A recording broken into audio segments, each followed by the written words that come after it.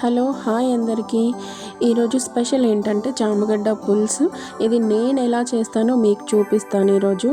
మెయిన్గా మనకి చామగడ్డలో vitamin A, vitamin B6, vitamin C, vitamin K and magnesium, potassium అధికంగా ఉంటాయి. ప్రాసెస్లోకి వెళ్తే ఫస్ట్ మనం చామగడ్డని బాగా క్లీన్ చేసుకొని తగినన్ని వాటర్ వేసుకొని బాయిల్ చేయాలి. చామగడ్డని చాలా విధాలుగా చేయొచ్చు, బట్ నేను మాత్రం ఏంటంటే పులుసుగానే ఎక్కువగా ప్రిఫర్ చేస్తాను. పులుసుగానే టేస్ట్ చాలా బాగుంటుంది. ఇలా మనం పొంగు వచ్చే వరకు చామగడ్డని బాయిల్ చేయాలి. బాయిల్ చేసిన తర్వాత మనం ఏంటంటే పైన పొట్టు అనేది క్లీన్గా నీట్గా పొట్టు అనేది నీట్గా తీసుకొని వేరే ప్లేట్లోకి ట్రాన్స్ఫర్ చేసుకోవాలి. వీడియోలో చూపించిన విధంగా అలా నీట్గా పొట్టు అనేది క్లీన్ చేసుకోవాలి. ముక్కలు పెద్దగా ఉంటే చిన్న చిన్న పీసెస్ చేసుకోవచ్చు, పర్లేదు అనుకుంటే అలానే వేయొచ్చు. నేను ఈసారి ఫస్ట్ టైం మట్టి పాత్రలో చామగడ్డ పులుసు చేయబోతున్నాను. ఈ మట్టి పాత్ర వచ్చేసి నేను నార్మల్ బయట దొరికే షాప్లోనే తీసుకున్నాను. అండ్ చాలా బాగుంది, బట్ టేస్ట్ ఎలా ఉంటుందో అనేది చూడాలి. ఇదే నేను ఫస్ట్ టైం చేయడం. దీని క్లీనింగ్ ప్రాసెస్ ఎలా చేశాను అనేది మీకు నెక్స్ట్ వీడియోలో కంపల్సరీగా చూపిస్తాను. ఫస్ట్ పాత్ర కొంచెం వేడెక్కిన తర్వాత 2 స్పూన్స్ మనం ఆయిల్ వేసుకోవాలి. ఆయిల్ హీట్ అయ్యాక అందులోనే కొంచెం జీరా, 1 టేబుల్ స్పూన్ జీలకర్ర, తర్వాత 1 టేబుల్ స్పూన్ వచ్చేసి ఆవాలు వేసుకోవాలి.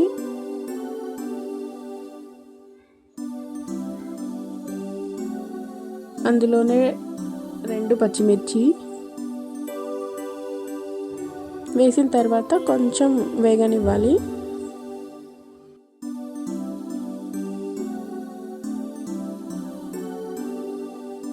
పచ్చిమిర్చి వేగిన తర్వాత 2 పెద్ద సైజు ఆనియన్ తీసుకొని సన్నగా తరుక్కొని వేసుకోవాలి.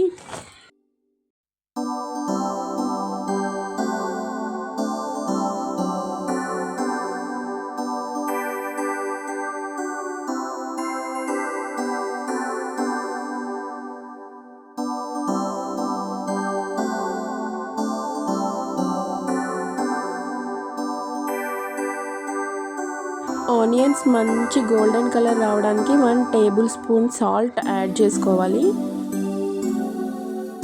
ఆనియన్స్ పచ్చిమిర్చి వేగిన తర్వాత 1 టేబుల్ స్పూన్ అల్లం వేసుకోవాలి.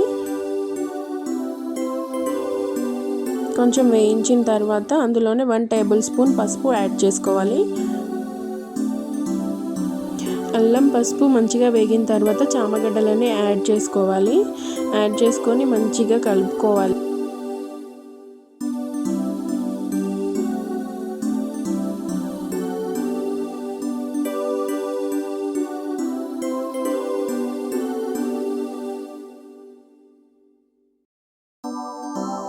ఇందులోనే కాస్త కరివేపాకు యాడ్ చేసుకోవాలి.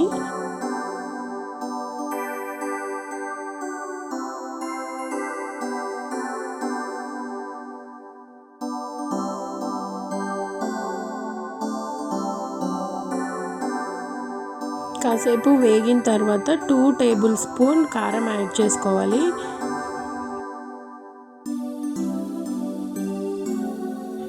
అంతా ఒకసారి కలిపేసి ఒక 5 మినిట్స్ మూత పెట్టి మగ్గించుకోవాలి. 5 మినిట్స్ తర్వాత మూత తీసి చామగడ్డలని నిదానంగా ఒకసారి కలుపుకోవాలి. ఎందుకంటే బాయిల్ చేసినవి కదా, చెదిరిపోకుండా చూసుకోవాలి.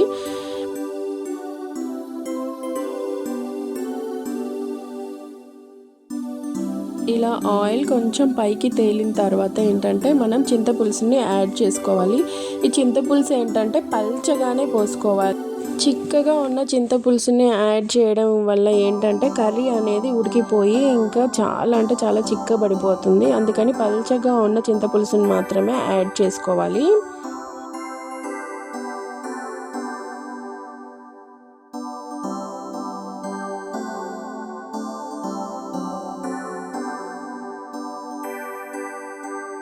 ఇందులో ఒకసారి అన్ని స్పైసెస్ చెక్ చేసుకొని ఒక చిన్న టీ స్పూన్ వచ్చేసి మనం షుగర్ యాడ్ చేసుకోవాలి. ఆల్రెడీ ముందు కొంచెం సాల్ట్ వేసుకున్నాం కనుక ఇప్పుడు 1/2 టేబుల్ స్పూన్ సాల్ట్ సరిపోతుంది. 1/2 టేబుల్ స్పూన్ సాల్ట్ వేసుకున్న తర్వాత మనం ఏంటంటే మూత పెట్టి పులుసుని మంచిగా మరిగించుకోవాలి.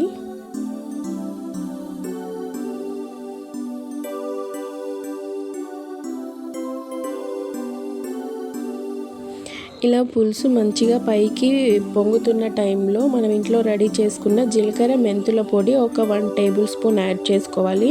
ఇలా పొంగుతున్న టైంలో వేసుకుంటే ఏంటంటే పులుసుకి స్మెల్ అనేది బాగా వస్తుంది.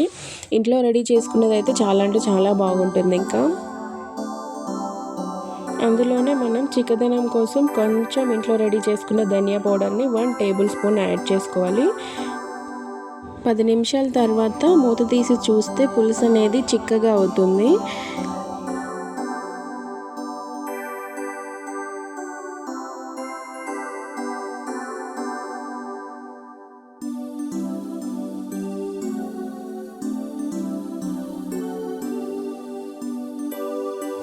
ఇప్పుడు కొంచెం మనం పులుసులో కొత్తిమీర యాడ్ చేసుకోవాలి.